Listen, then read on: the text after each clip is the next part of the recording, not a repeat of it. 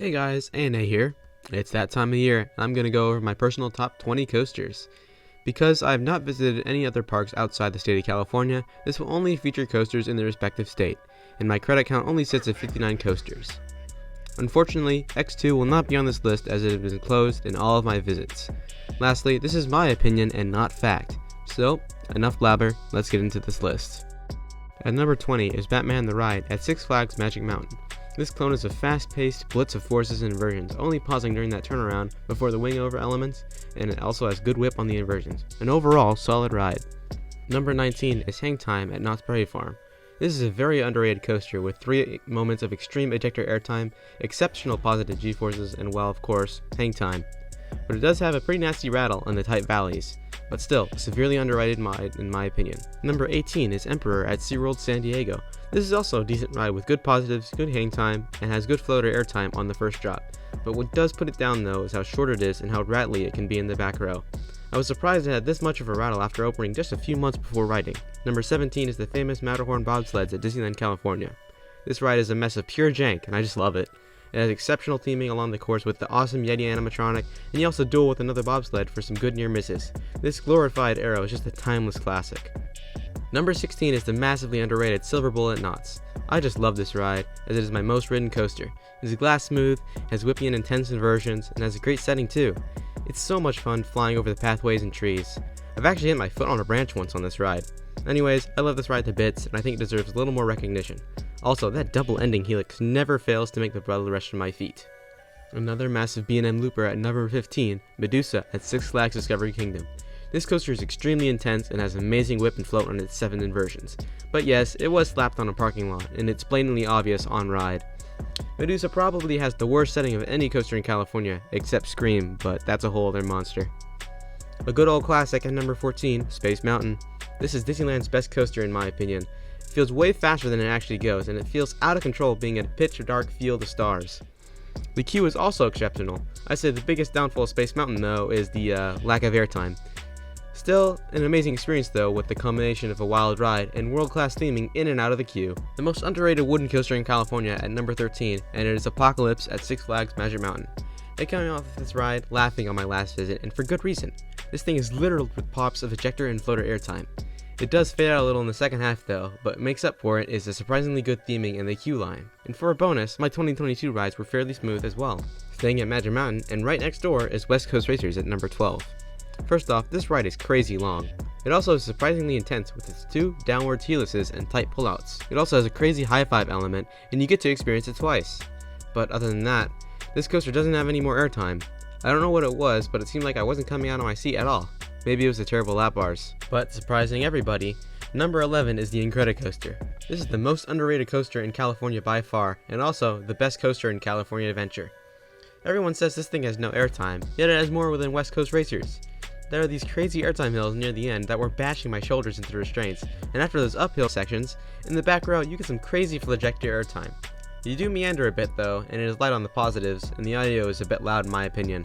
But it is one of the longest coasters in the world, so it maintains its decent speed for so long you get a good sense of speed throughout the whole ride. And also the theming is decent as well. If you're still watching, I greatly appreciate it. You've made it halfway through my list.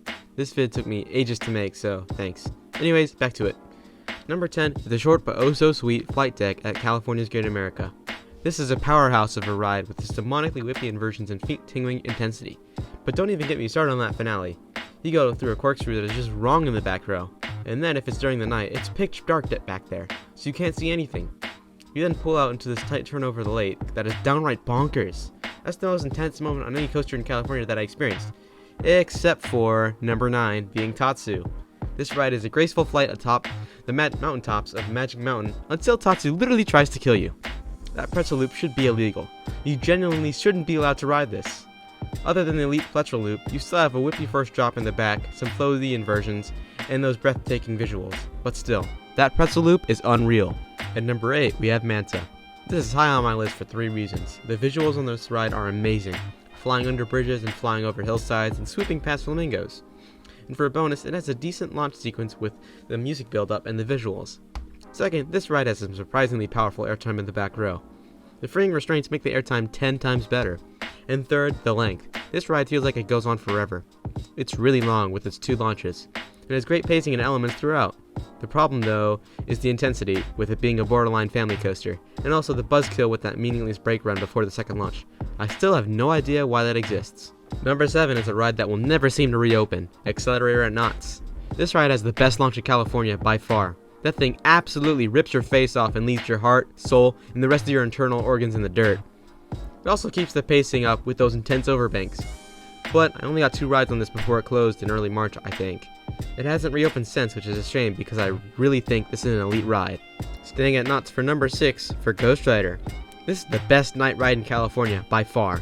It is an out-of-control riot with non-stop pacing, unrelenting floater airtime littered everywhere, and an ending helix that leaves you pinned to the side of the car. It's also the smoothest wooden coaster I've ever experienced. I have no bad things to say about this coaster, except the operations. This line is horrendous, hovering over an hour and a half all day. Another unrelenting coaster at number 5 being Railblazer at California's Great America. This ride is absolutely unreal. It tries to rip the skin off of you for 30 straight seconds, never letting up the intensity, and the downright violent ejector airtime that tries to launch you in the San Francisco Bay. But it is a short coaster, being only 30 seconds like I said earlier, but it is the most brutal 30 seconds of your life, and I mean brutal in the best way possible. Yet another single rail being at number 4 being the brand new Wonder Woman Flight of Courage. This coaster barely beats out Railblazer, mainly because of the length being superior and the amount of airtime being more plentiful. It also is just as intense, and it absolutely flies through the second half, delivering shoulder-crushing ejector airtime and brain-numbing positives. And now, before I jump to the top 3, this is where I predict X2 would rank if I had ridden it. Thanks, Six Flags. Anyways, X2 looks like the most insane and disorienting ride in the US. I can't place it any higher though, because I've heard it is really rough and bouncy on those wing seats. It still is my top priority ride to get on during my next visit, if it ever opens. Anyways, kicking off my top 3 is the Joker at Six Flags Discovery Kingdom.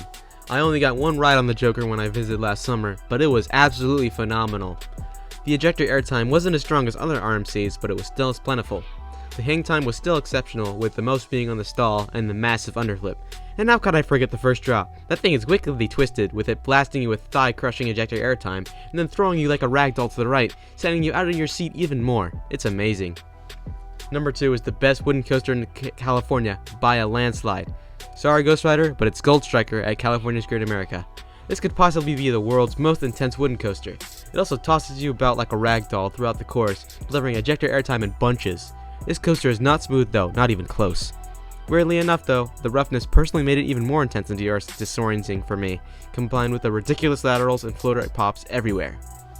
And now, for my number 1 coaster, of course it's the legendary Twisted Colossus. This ride is by far the best coaster in California, and it's not even close.